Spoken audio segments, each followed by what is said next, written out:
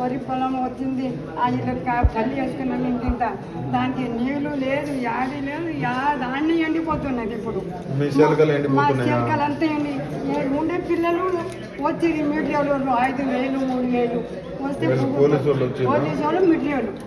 వచ్చింది దర్యాప్తు చేస్తే చేస్తారా లేదా లైట్ బంద్ చేసి మహిళల్ని ఏమన్నా మిమ్మల్ని ఆడపిల్లలు ఏమన్నా సంఘంలోనా మా మహిళా సంఘంలోనా మా మహిళా సంఘం